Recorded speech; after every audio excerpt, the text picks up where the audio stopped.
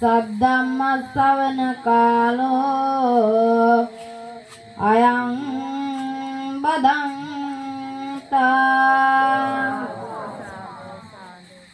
නමෝ තස් භගවතෝ අරහතෝ සම්මා සම්බුද්දස්ස නමෝ තස් භගවතෝ අරහතෝ සම්මා සම්බුද්දස්ස නමෝ තස් භගවතෝ අරහතෝ සම්මා සම්බුද්දස්ස බ්‍රහ්මාති මාතා පිතර පුබ්බාචරයාතේ උච්චරේ ආහුනේයාච පුත්තානං පජාය අනුකම්පකා තස්මාහිතේ නමස්සෙය්‍ය සකරයාත පණ්ඩිතෝ අන්නේන අතපානේන වත්තේන සයනේන ච උච්චාදනේන නාපනේන පාදානන්දෝ වනේන චාති මෙතන වැඩ සිටින මහා සංඝ රත්නයේ අවසරයි ශ්‍රද්ධාවන්ත කාරුණික පින්වතුනි මේ පින්වතුන් හැමදෙනාම අද මේ ධර්ම දේශනාව සිද්ධ කරන්නේ අද දවසකට පෙර මිය ගිය වීරතුංග ආරච්චි තිලකසිරි ජයවික්‍රම මෑණියන්ට පින්බිනිසයි. මේ පින්වතුන් හැමදෙනාම අද මේ මෞතුමියට පින්බිනිස තමයි මේ ධර්ම දේශනාව සිද්ධ කරනු ලබන්නේ. පින්වතුනි ධර්ම ශ්‍රවණය කරනකොට ශ්‍රද්ධාවෙන් ඒ කියන්නේ බුද්ධ රත්නය, ධම්ම රත්නය, සංඝ රත්නය කියන මේ ත්‍රිවිධ රත්නය කෙරෙහි විශ්වාසයෙන් බණ අහන්න ඕන. කොහොමද බණ අහන්න ඕනේ?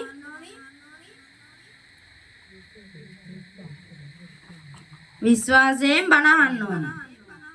හැමෝම උත්තර දෙන්න ඕන. ඊළඟට කර්මය කර්මඵලය විශ්වාස කරගෙන බණ අහන්න ඕන. ඒ කියන්නේ පව පින විශ්වාස කරගෙන බණ අහන්න ඕන.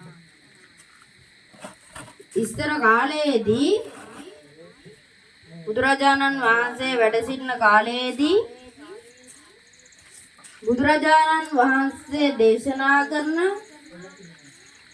එක බණපදයක් හෝ බණපද දෙකක් හෝ එක බණක් හෝ අහලා කිසියම් සෝවාන් හරි රහත් හරි මොකක් හරි ඵලයකට ඒ මිනිසුන්පත් වෙනවා. හැබැයි දැන් බණ 4000ක් ඇහුවා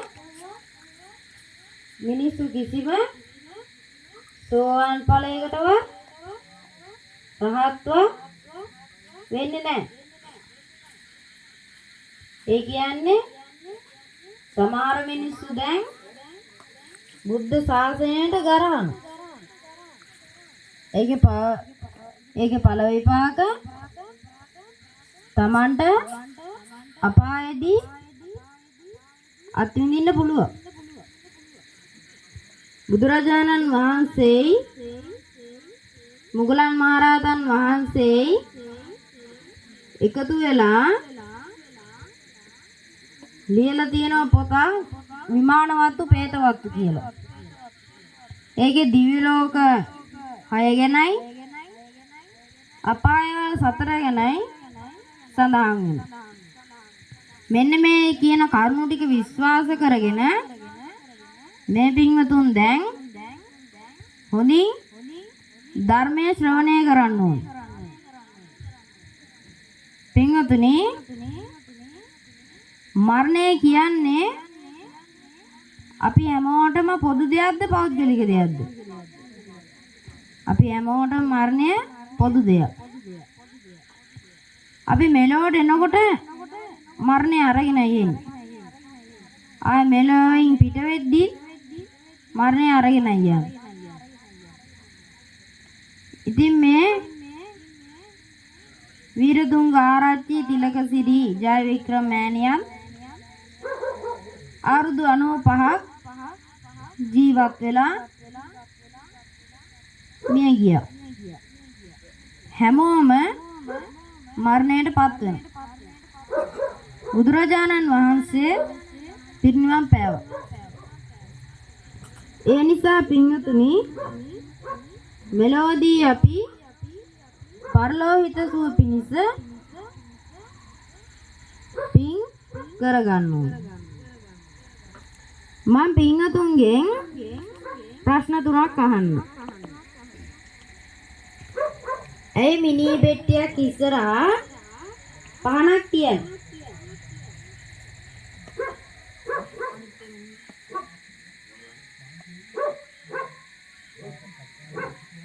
ඇයි මිනි පෙට්ටියක් ඉස්සරහා පහනක් තියන්නේ? අනිත්‍ය මෙනෙහි කරන්න. මෙහෙම හිතන්න ඕනේ අපි අපේ ජීවිතේට සමාන කරලා. ඒ පහන සුලඟක් ඇවිල්ලා නිවිල යන්න පුළුවන්.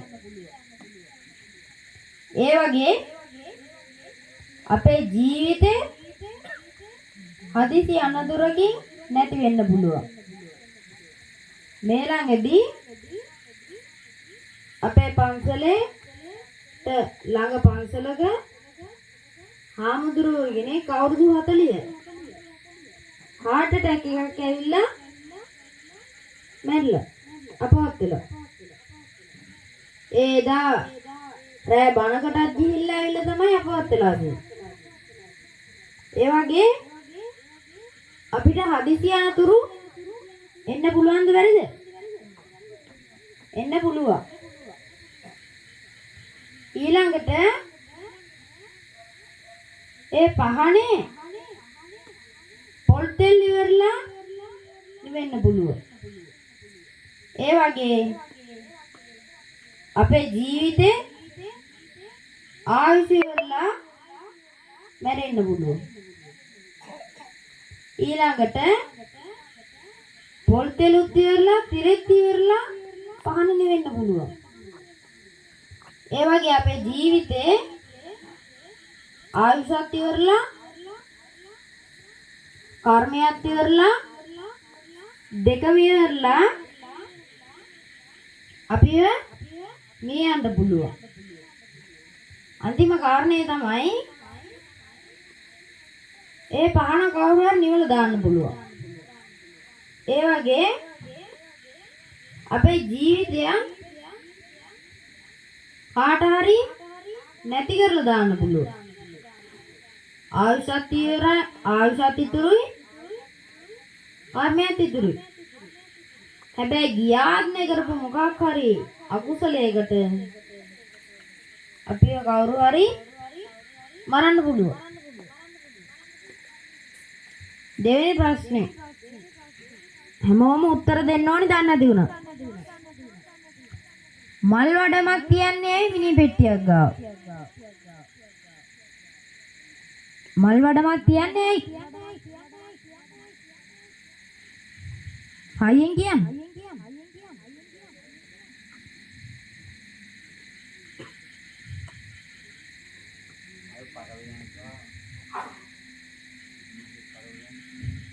අන්න හරි.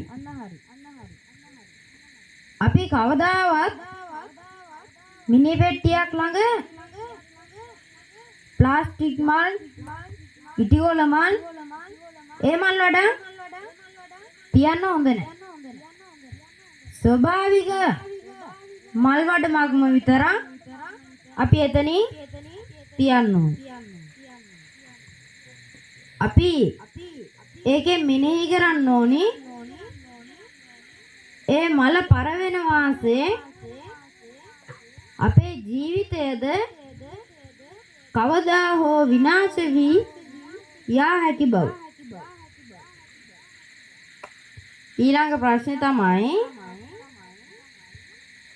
මේ හැමෝටම ස්වාමි පුරුෂයන් ඉන්නවා බිරින්දෑවරු 4ක්. බිරිඳට ඉන්නවා ස්වාමි පුරුෂයෝ 4ක්.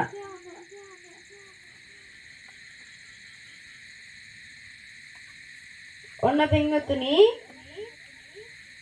එකමත් කාලෙක එක බමුණෙක් ඉන්නවා. මේ බමුණට ස්ත්‍රීන් 4 දෙනෙක් ඉන්නවා. කී දෙනෙක් ඉන්නේ? 4 දෙනෙක් ඉන්නවා.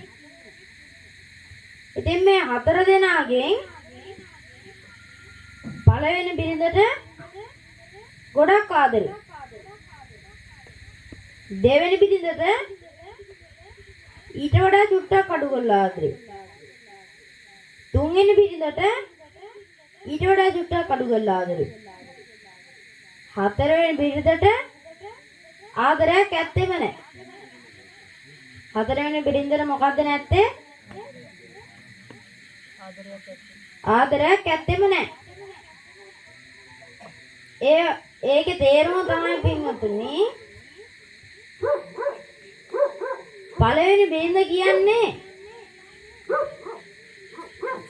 දැන් ওই බමුණ එක දැන් ඔහම මැරෙන්නේ යනකොට දැන් මේ බමුණට මැරෙන්න හිතෙන. මේ ජීවිතේ එපා වෙලා මැරෙන්න හිතෙන.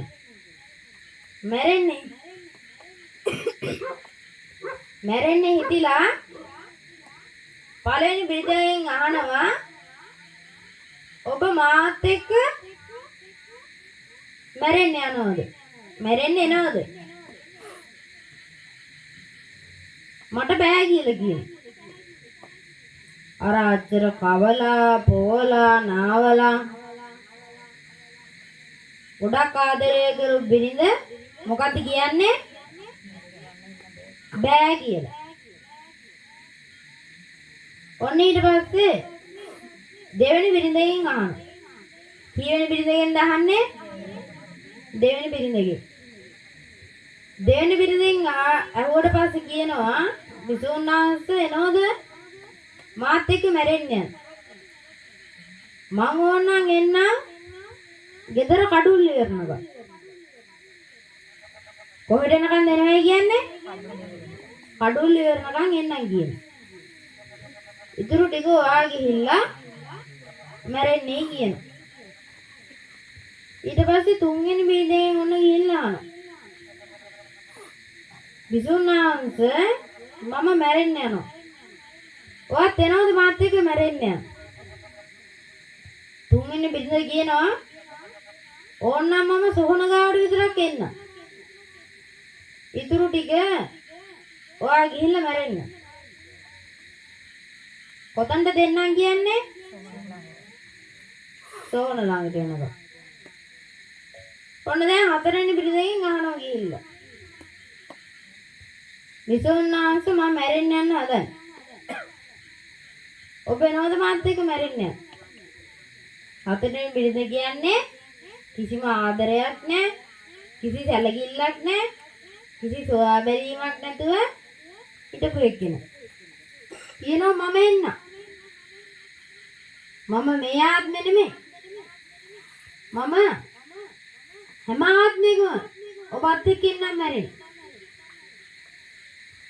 අපි මේකට සමාන කරන්න ඕනේ පින්වතුනි. පළවෙනි බිරිඳ තමයි පංචස්කන්ධය. පළවෙනි බිරිඳ මොකද්ද? පංචස්කන්ධය. අපි ඇඳුම් අඳිනවා, නාවනවා, කවනවා. කැක්කුමක් ආවම බෙහෙත් දානවා. ඔය වගේ අපේ පංචස්කන්ධෙට බොහෝ සැප දෙනවා. ඒත් අපේ පංචස්කන්ධය අපි මැරුණට පස්සේ අපිත් එක්ක එනවද නැද්ද? අපි මැරුණට පස්සේ අපේ මේ ශරීරය අපිත් එක්ක එනවද නැද්ද? අපේ මේ ශරීරය අපිත් එක්ක එන්නේ නැහැ කවදාවත්. මොකද මේ ශරීරය අපේද අපේ නෙමෙයිද? අපේ නෙවෙයි. ඒ නිසා පළවෙනි බිරිඳට කොච්චර ආදර වුණා. පළවෙනි බිරිඳ වන පංචස්කන්ධය අපිත් එක්ක කවදාවත්ම එන්නේ නැහැ. දෙවෙනි බිරිඳ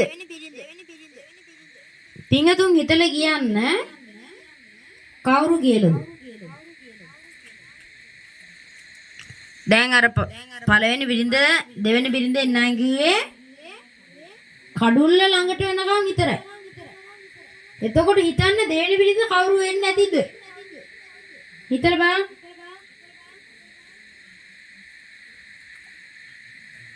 වැරදුනක් කමන්නේ නැහැ කියන්නේ.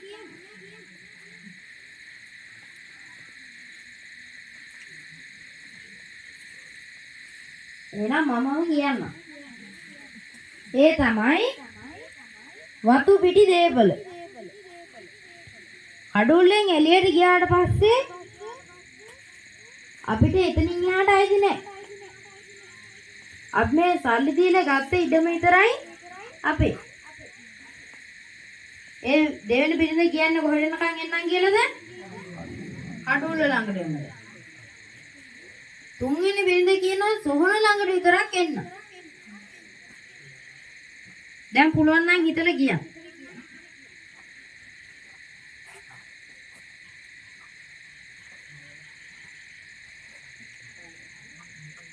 පොඩි ටීචර් කියනවා නෑ දැන් හිත මිත්‍ර ආදීන් කියලා.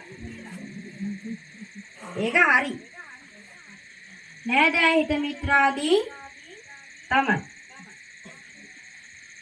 නෑ දැන් හිත මිත්‍ර ආදීන් උනා අපිත් එක්ක මැරෙන්න එන්නේ අපි මරුණොත්.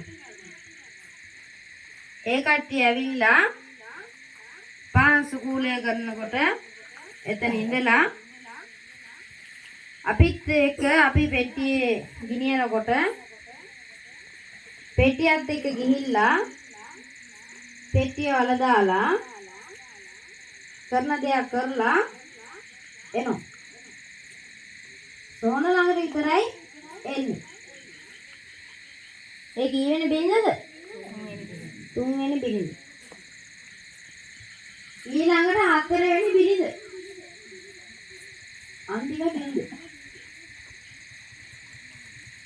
කවුරු කියලාද හිතන්නේ? මොනවා කියලාද හිතන්නේ? හරියට හරි.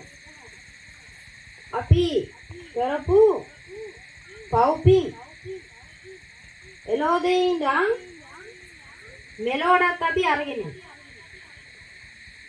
ඊට පස්සේ මෙලෝඩි කරගන්න පව්පිනු අපි පරලෝට අරගෙන ගිහිල්ලා ඒව අත්විඳිනවා. ඒ වගේ අපි කරගන්නා වූ කුසල කර්මය අපේ පසුපස එනවද නැද්ද? එනවා. අපි හිතන්න ඕනි අපි පව් කරගන්න හොඳ නැහැ.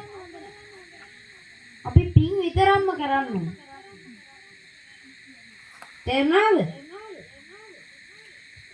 පව් කරගෙන තව තවත් දුක් විඳින්නේ නැතුව පින් කරගෙන ඉක්මනට කිසියම් මාර්ගයකට යමු වන්න පුළුවන් වේවා කියලා ප්‍රාර්ථනා කරා. පින්වතුනි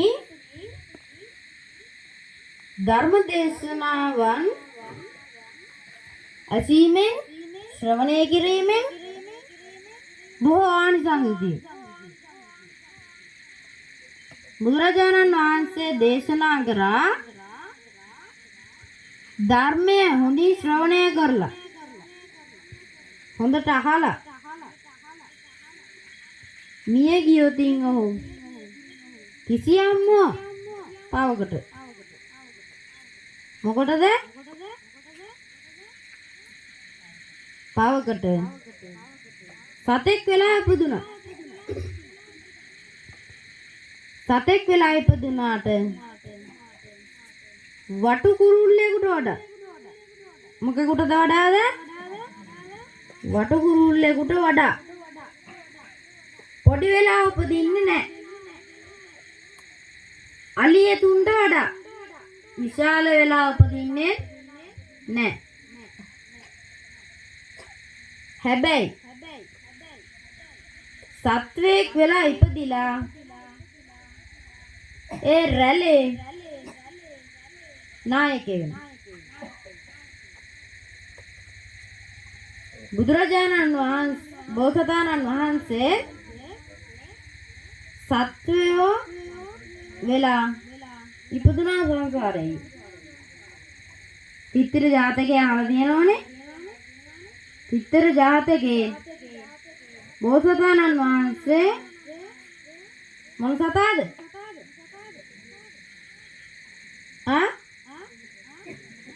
වටු කුරුල්ල ඒ පොඩි සතා වුණා ඒ අලියගේ වඳුරගේ නායකයා කවුද ඒ වටු කුරුල්ල දැකද පින්වතුනි ධර්මයේ ශ්‍රවණය කිරීමේ ආනිසංස දැන් මේ ලෝකේ ඉන්නවා සමහර ගෙවල් වල කොල්ලට වඩා බල්ල ලොකුයි ඒ කියන්නේ කොල්ල පින් කළා නැහැ මොකක් හරි පිනකට මිනිස්සෙක් කියලා ඉපදිලා හැබැයි සැප සම්පත් විඳින්න කුසල කර්මයන් කරගෙන නැහැ බල්ලා මොකක් හරි බවකට සතෙක් වෙලා ඉපදිලා හැබැයි සැප සම්පත් විඳින්න පින් තියෙන අන්න ඒ වගේ ධර්මයේ ශ්‍රවණය කිරීමෙන් බොහෝ ආනිසංස තියෙනවා ඊළඟට මිනිස්සෙක් කියලා උපන්නොත් හොඳ අම්මලා තාත්තලා ඊළඟට ගුරුවරුන් හොඳ ඥාති හිත මිත්‍රාදී හොඳ යහළුවන් අසුරු කිරීමට ලැබෙන හැබැයි අකුසල කර්මයන් කරගත්ත අය අම්මල පාරවල් ගන්න විසික් කළා දාලා යන ගුරුවරු හරියට බලන්නේ ඥාති හිත මිත්‍රාදීන් අනිත්‍යද පේන විතරයි සලකන්නේ යාළුවොත් එයාගේ යාළුවට සලකන්නේ නැහැ කොයි වෙලෙත් බයිනෝ වෙන්න පුළුවන් අන්න ඒ වගේ අකුසල කර්ම කිරීමෙන්ද විපාක ලැබෙන බව බුදුරජාණන් වහන්සේ දේශනා කර වදාළා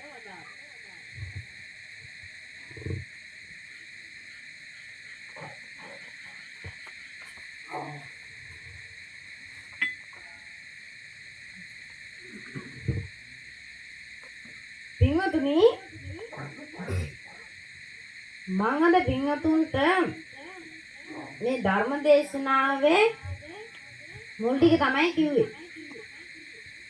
සූදානම් වෙලාවේ දෙමාපියන් ගැන කියන්න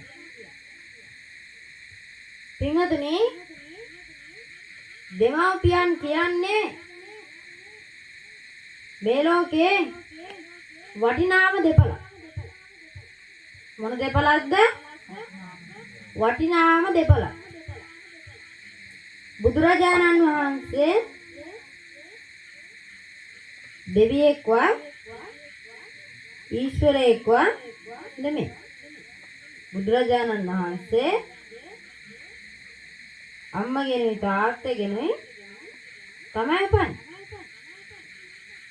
බුදුරජාණන් වහන්සේ අම්මට සැලකුවද නැද්ද අම්මටයි තාත්තටයි සැලකුවා මම බණ දෙකට කඩා ගන්න. ඒක පළවෙනි කොටස තමයි බුදුරජාණන් වහන්සේ අම්මටයි තාත්තටයි ගැන දුන්න ආදර්ශ ටික. ඊළඟ එක තමයි බුදුරජාණන් වහන්සේ දෙමාපියන් ගැන දේශනා කරවදාල ධර්ම කරුණු ටික. ඕකෙන් ඉස්සෙල්ලා කියන්න ඕන එක පින්වතුන්ම කියන්න. පළවෙනි එක ආදර්ශ බුදුරජාණන් වහන්සේ දෙමාපියන් පිළිබඳ දුන්න ආදර්ශය. දෙවෙනි එක බුදුරජාණන් වහන්සේ දුන්න බුදුරජාණන් වහන්සේ දේශනා කරවදාල දෙමාපියන් ගැන බණ ටික. කට්ටියම හයියෙන් කියන්න. පළවෙනියට කියන්න ඕනේ මොකද්ද කියලා? පළවෙනියට කියපු එකද නැත්නම් දෙවෙනියට කියපු එකද? හා? පළවෙනියට කියපු එක කියන්න. පින්වතුනි බුදුරජාණන් වහන්සේ වන සිද්ධාර්ථ කුමාරයා ගිහි කාලේ ඔන්න මහාමායා දේවියගේ කුසින් මෙලොවට බිහි වුණා. ඉතින් මේ සුද්ධෝදන රජතුමාගේ උගන්වපු පඬිතුමා කවුද? පඬිතුමා වන කාලදේවල තවුසා මේ සිද්ධාර්ථ කුමාරයා ඉපදීම දැනගෙන ආවා. ඇවිල්ලා මොහොනම් අනිවාර්යෙන් බුදු වෙනවයි කියලා කිව්වා. ඔන්න දැන් නම් තියෙන දවස. මොන දවසද? නම් තියෙන දවස එළඹුණා. එළඹිලා ඔන්න දැන් ප්‍රඥාවන්ත බමුණු ගොඩාක් ගෙනහල්ලා ඕකෙන් හොඳම ප්‍රඥාවන්ත බමුණු ටික තෝරගෙන හොඳට සංග්‍රහ කරලා නම් තියන්න ඔන්න එකගෙන ගියා සිද්ධාර්ථ කුමාරයා. ඔන්න ඉතින් ඒ කට්ටිය හොඳට ශරීරය පරීක්ෂා කරලා කිව්වා මොහු ගිහි ගෙදර හිටියොත් කවුද වෙන්නේ? තාක්තිද්දි රජු. පැවිදි වුණොත් බුදු වෙනවා. ඉතින් දැන් එක එක කට්ටිය එක එක ඒවා කිව්වා. ඔන්න දැන් අඤ්ඤා කොණ්ඩඤ්ඤ වුණා. ගිහිල්ලා පෙන්වුවාම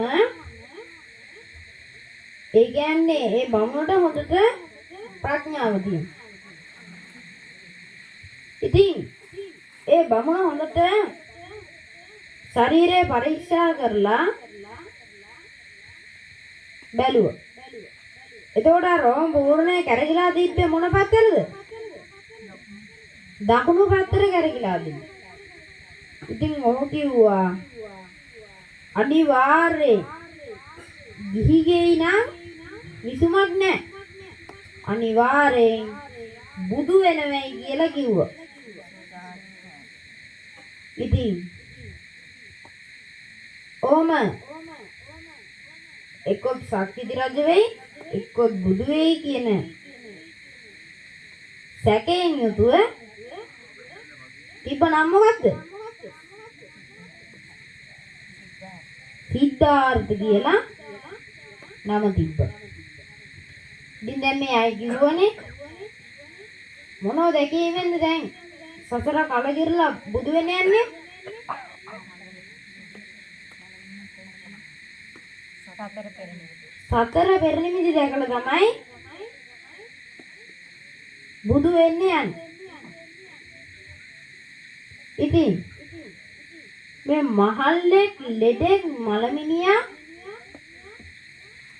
පැවිදිරුවක් කියන මේ සතර පෙර නිමිති තමන්ගේ පුතා දැන් රජ කෙනෙක් හිතන්න රජ කෙනෙක් කැමති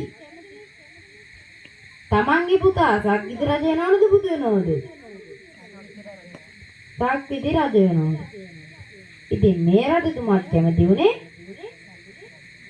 තමන්ගේ පුතා සක්විති රජ කරගන්න. ඉතින් මේ සතර පෙර නිමිති ඔක්කොම පොඩි කාලෙදී ඒ සුද්ධෝදන රජතුමා පාලනය කරන ප්‍රදේශයේ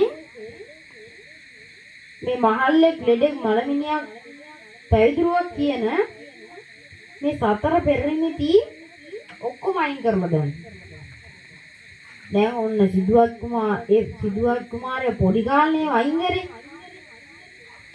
දැන් ඔන්න සිදුවත් කුමාරයා ටිකෙන් ටික ලොකු වෙලා එක දවසක් චන්න ඇමති කන්දකාශය එක්ක යනවා වියන්සිරි මිදින්. කාත් එක්කද යන්නේ? චන්න ඇමති කන්දකාශයත් එක්ක. දැන් ඉස්සරහා මේ පැදුරේ වඩලා ඉන්න කට්ටිය විතරයි උත්තර දෙන්නේ. පිටිපස්සේ ඉන්න කට්ටිය සද්දයක්වත් නැහැ.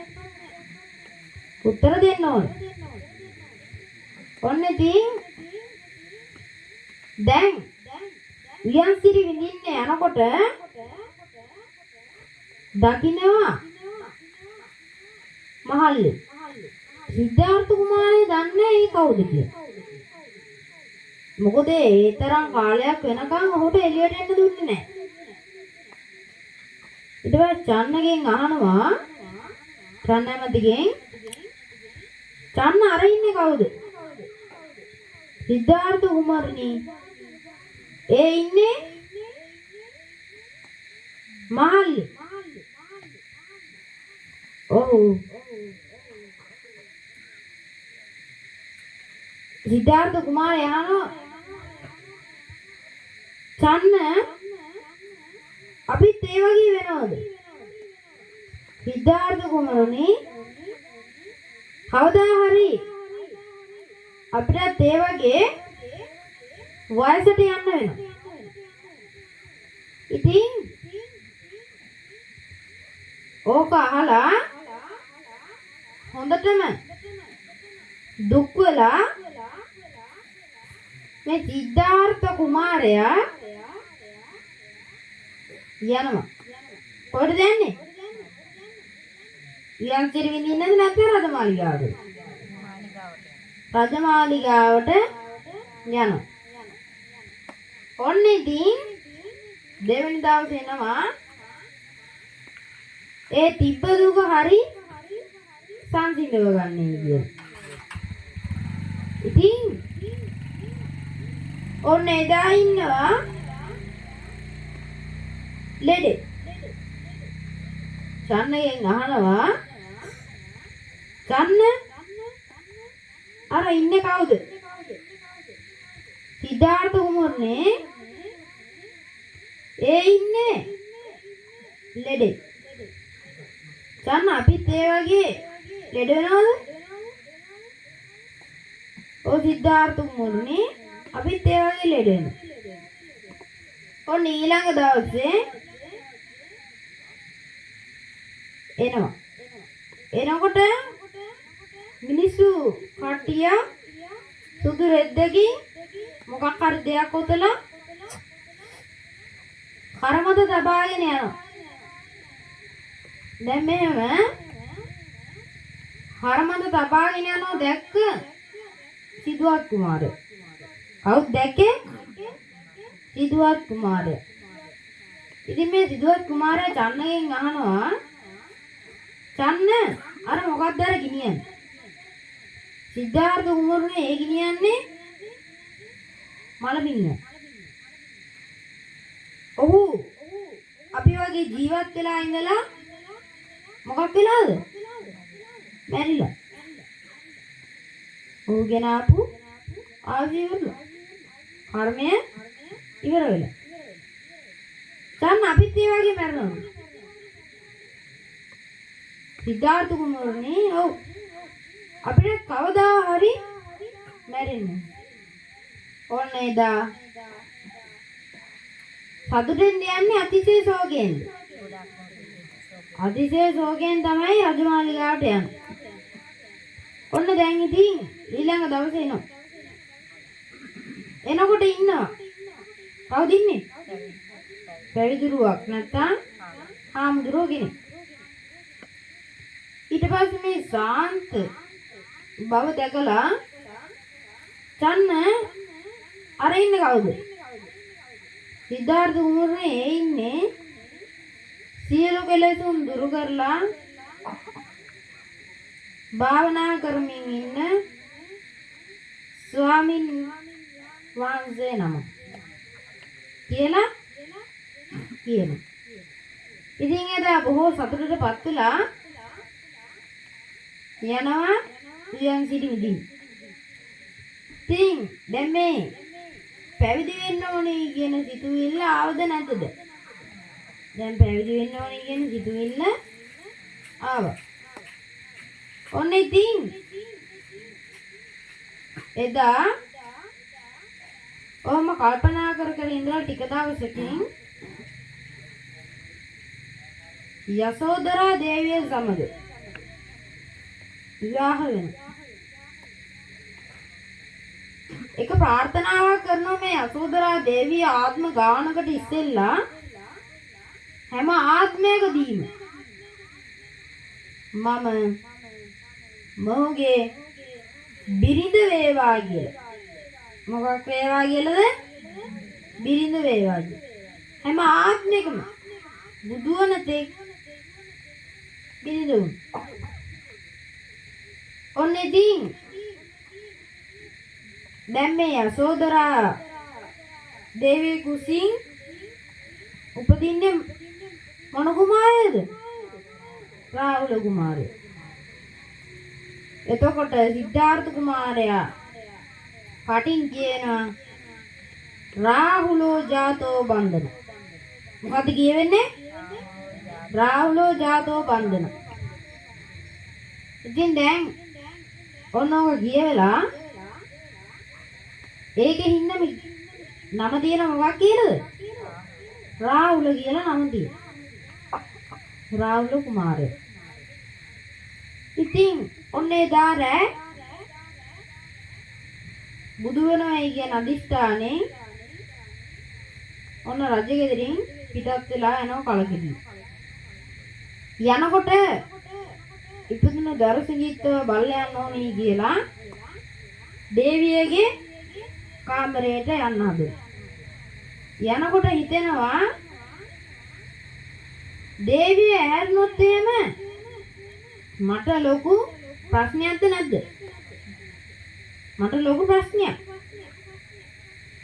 ඉතින් මේ හිතලා දොර ඔළුවස්සෙන් ඇතුළට යනවා ආයෙ එළියට එනවා. ඇතුළට යනවා ආයෙ එළියට එනවා. ඔහොම ගොඩක් වෙලා කල්පනා කරලා යනවා චන්න ඇමති කන්දේ කශ්‍යපත් එක්ක. ඔන්න දැන් කන්දේ ආශ්‍රයයි චන්න ඇමතිත් එක්ක ගිහිල්ලා ගටිකාර බ්‍රහ්මයාගෙන් සිවුරු පිළිකර අටපිරිකරයක් අරගෙන ඔන්න දැන් පැවිදි වෙලා බුදු වෙලා ඉස්සෙල්ලම හොයනවා කවුද? මගේ අම්මකෝ. මා ඉපදිලා දවස් 7කින් මිය ගියපු මගේ අම්මකෝ. ඒ වෙලෙම දිවසින් බල්ලා යනවා කොහෙටද? තව්තිසා දෙව්ලොවට. තව්තිසා දෙව්ලොවට ගිහිල්ලා මාතෘ දිව්‍ය රාජ්‍ය නමින් ඉපදිලා ඉන්නේ. මේ ලෝකේ රසම ආහාරය මොකද්ද? මව් කිරි. ධර්මයේ රසම ආහාරය ගන්නවද? ධර්මයේ රසම ආහාරය අභිධර්ම. මේ අභිධර්මය බුදුරජාණන් වහන්සේ තමන්ගේ කාටද? මෑණියන්ට අම්මට දේශනා කළේ. ඔන්න ඉතින් දේශනා කරලා වඩින් ඊට පස්සේ කාගෙන්ද දුවන්නේ? මගේ තාත්තා ඔන්න කිඹුල්වත් නුවරට කිඹුල්වත් පුරයට වැඩලා තාත්තට පිරිත් කියලා ධර්ම දේශනාවක් කරලා තාත්තා මියනකොට රහත් පිරිනිවන් පානෝ තාත්තා නිවන්. තාත්තා අවසාන මොහොතේදී රහත් වෙලා පිරිනිවන් පාන. දැකද බින්වතුනි? තාත්තා අන්තිම මොහොතේදී අපිට කියන්න බෑ වෙලාව. අන්තිම මොහොතේදී රහත් වෙලා ගිහි මහාන වෙලත් නෑ පිරිනිවන් පාන. පින්වතුනි මාතා පිතු උපට්ඨාන මව්පියන්ට උපස්ථාන කරන්නේ කියලා බුදුරජාණන් වහන්සේ මොන සූත්‍රයේ දේශනා කරේ? මාතා පිතු උපට්ඨාන.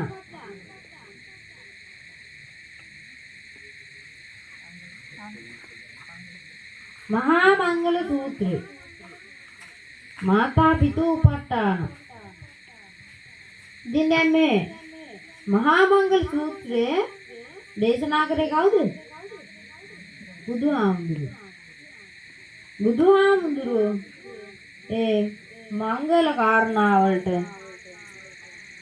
ඒ අම්මා ගැන විස්තරයක් කිව්වා.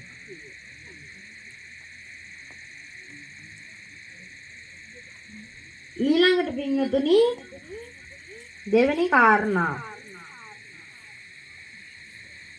අම්මටයි දෙමාපියන් ගැන බුදුරජාණන් වහන්සේ දේශනා කරවදාළ ධර්ම කාරණා ටික. පින්වතුනි බුදුරජාණන් වහන්සේ වසල සූත්‍රයේදී දේශනා කර වදාලා අම්මටයි තාත්තටයි. කාටද? අම්මටයි තාත්තටයි සැලකුවේ නැත්නම් කවුරු වෙනව කියනද? වසලෙක් වෙනවයි කිය. ඊට පස්සේ මේ ලෝකේ පරාභව සූත්‍රය දේශනා කරලා තිබෙනවා අම්මටයි තාත්තටයි සැලකුවේ නැත්නම් ලෙඩ වෙලා ඉද්දි දුකෙන් ඉද්දි මොනවත් කරගන්න බැරි කාලෙදි සැලකුවේ නැත්නම් මේ ලෝකෙම පිරිහීමට පරිහානියට පත් වෙනයි කිය. පින්වතුනි බුදුරජාණන් වහන්සේ දේශනා කරලා තිබෙනවා කතාව.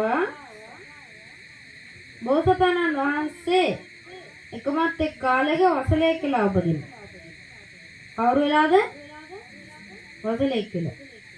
මේ වසල ભેදය ඇති වුණ වෙලාවේ තමයි බුදුරජාණන් වහන්සේ මේ වසල සූත්‍රයෙන් මේක පැහැදිලි කරා. ඉතින් මේ බෝසතාණන් වහන්සේ වසලෙක් වෙලා උපන්න කාලයේදී දැන් මේ නගරේ ඉන්නේ කුලවත්තු. ඊට පස්සේ කැලේ ඉන්නේ වසලයෝ.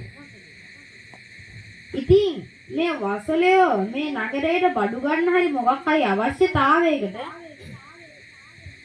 එනවනම් මේ නගරයට ගන්ටාරයක් තියෙනවා. ඒ ගන්ටාරය දින කීපයකට ඉස්සෙල්ලා ගහලා තමයි එන්නේ. ඉතින් මේ සම්මතයක් තිබ්බා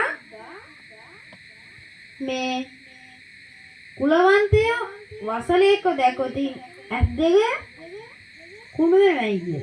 මොකක් වෙනවද? ඇස් දෙක කුණු වෙනවා.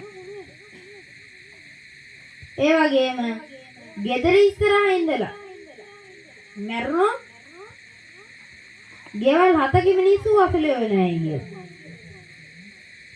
ඉතින් ඔන්න ඔහොම දැන් මේ බෝසතාණන් වහන්සේ එක දවසක්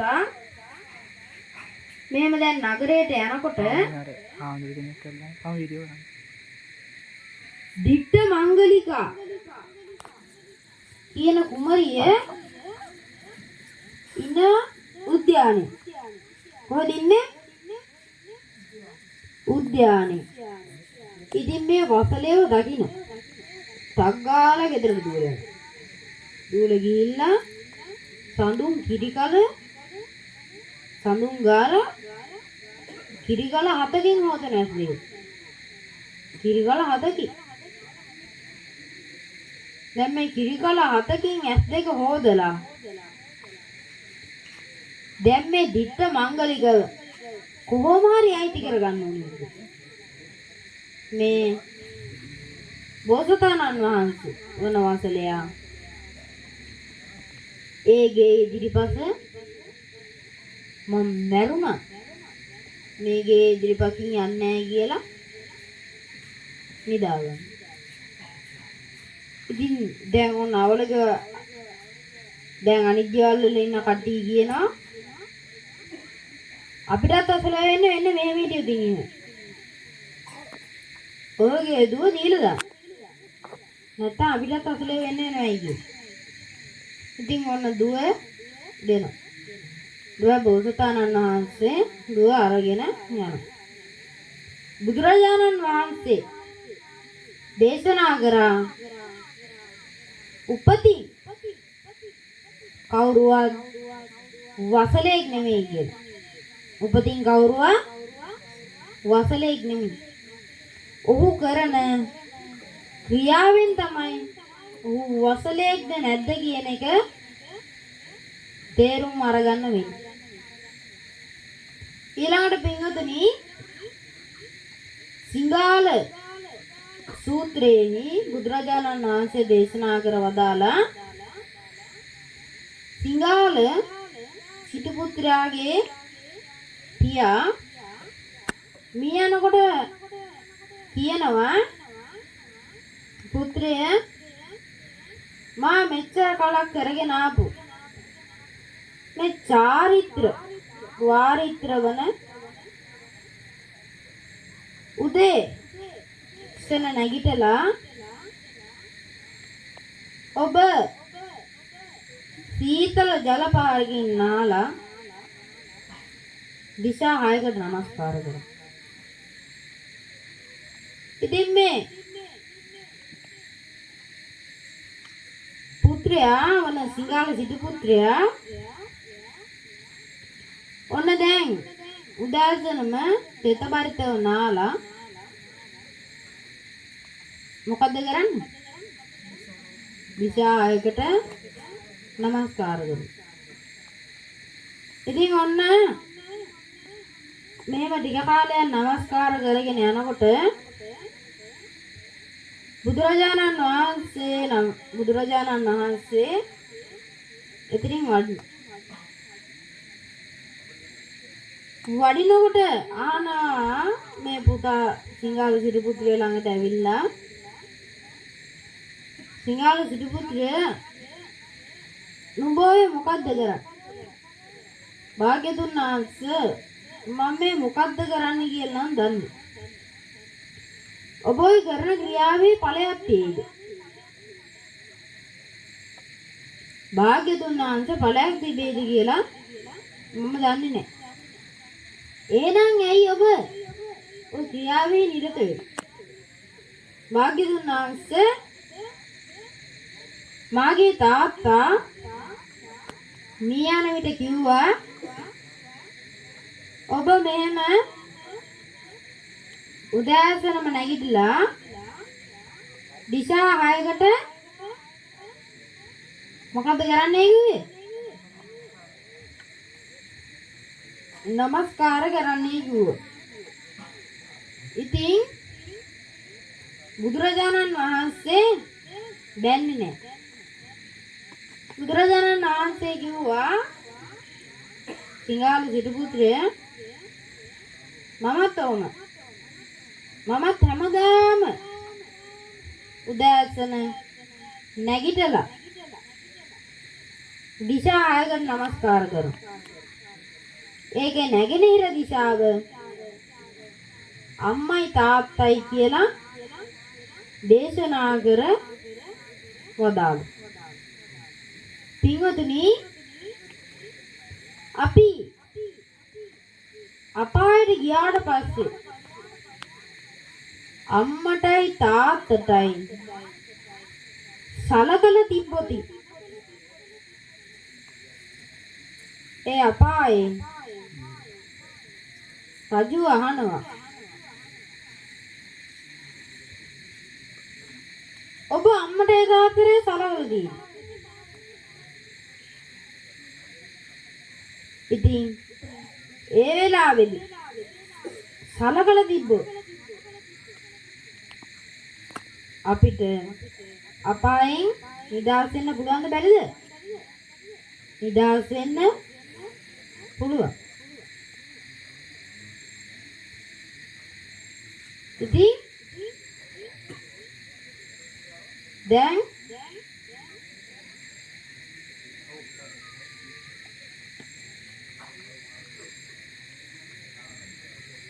මේ පුතාලා 4 දෙනා පුතාලා 3 දෙනයි දුවයි හොඳට අම්මා ජීවත් වෙලා ඉන්න කාලේහි සැලකුවද නැද්ද? සැලකුවා. ඒ අම්මා මෙලොවට පුත්‍රයන් 3 දෙනෙකුයි එක දුවකුයි වී කරා. ඒකෙන් කරන්නට අමාරු කටයුත්ත වන තමන්ගේ එක පුතේ මොකද කරේ? ශාසනය දුන්නා. මේ බුද්ධ ශාසනයට දුන්නා. බුද්ධ ශාසනයට දීලා දැන් බුද්ධ ශාසනය බබලාගෙන හොඳින් අවුරුදු ගාණක් තාම ඉන්නවා. ඉතින් අපි කියන්නේ එයාම දුකක සිටිනවා නම් ඒ දුකෙන් අද්නිදි සැපතකටපත් වෙලා ඒ සැපතින් තව තවත් දියුණු වේවා. සැපතක සිටිනවා නම් ඒ සැප තව තවත් වැඩි වී නිවන් සැප විඳීමට මේ පින් හේතු වාසනා වේවා.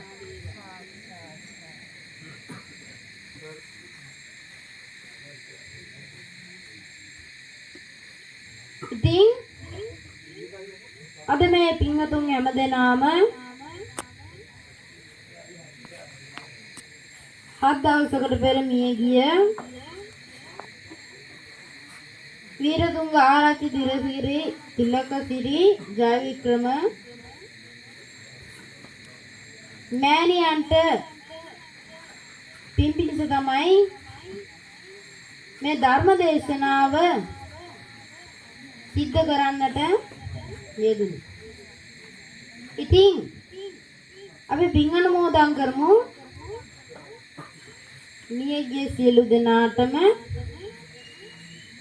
වීරතුංග ආරච්චි තිලකසිරි ජයවික්‍රම මෑණියන්ටද ඒ වගේම එතුමියගේ මව්පියන් වන වීරතුංග ආරච්චි විලියම් පියාටද සුමනාවතී නානායක්කාර මවටද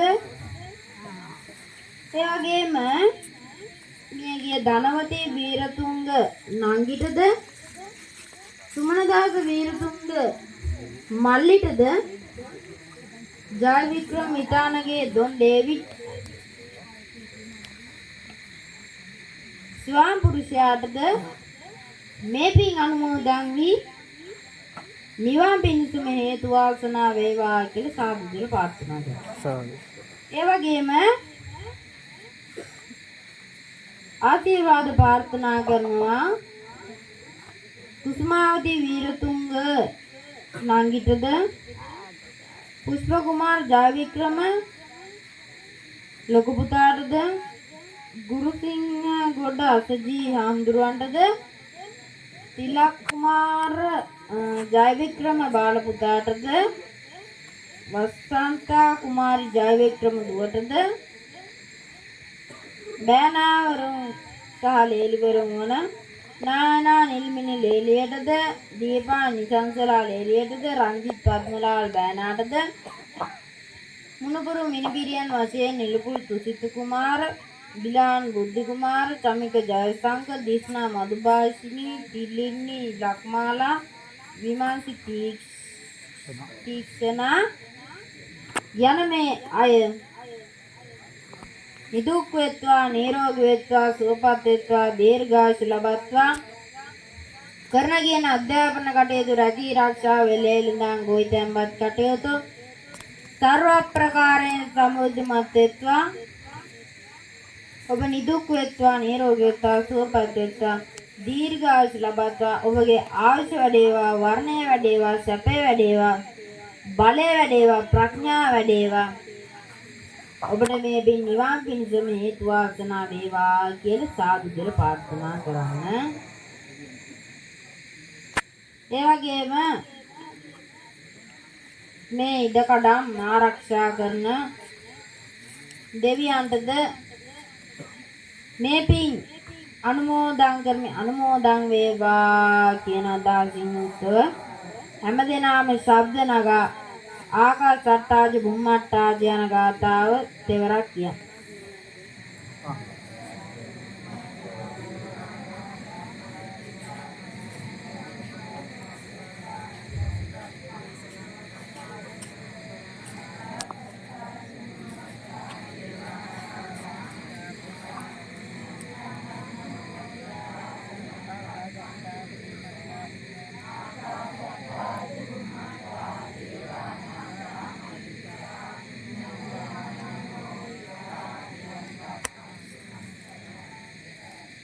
ඒ වගේම හත් දවසකට පෙර මියගිය වීරතුංග ආරච්චි තිලකසිරි අවුරුදු 95ක් ගත කරලා මියගිය වීරතුංග ආරච්චි තිලකසිරි ජයවික්‍රම මෑණියන්ටද උතුමියගේ මෑණියන් වන සුමනාවති නානායක්කාර මවටද පියාණන් වීරතුංග ආරච්චි විලියම් මහත්මයාටද ඒ වගේම ධනවතී වීරතුංග නංගිටද සුමනදාස වීරතුංග මල්ලිටද ස්වාම පුරුෂයා වන ජයවික්‍රම මිතානගේ දොන් ඩේවිඩ්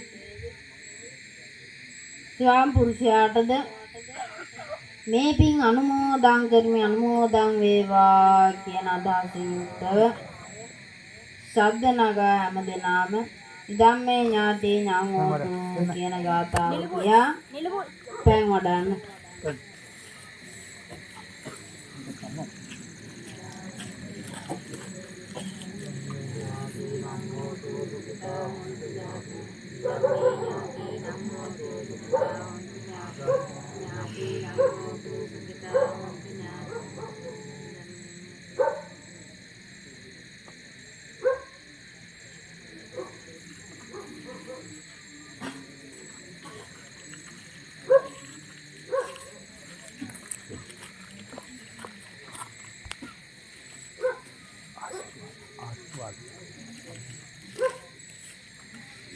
ඒ වගේම කුසුමාවතී වේරතුංග නංගිටද මේ පින් අනුමෝදන් වී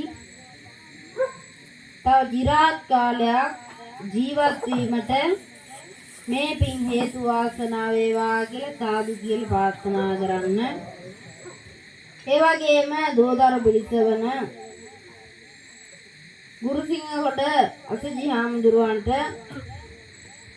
තව চিරාත් කාලයක් ශාසනය බබලවාගෙන වැඩ සිටීමට මේ පින් හේතු වාසනා වේවා.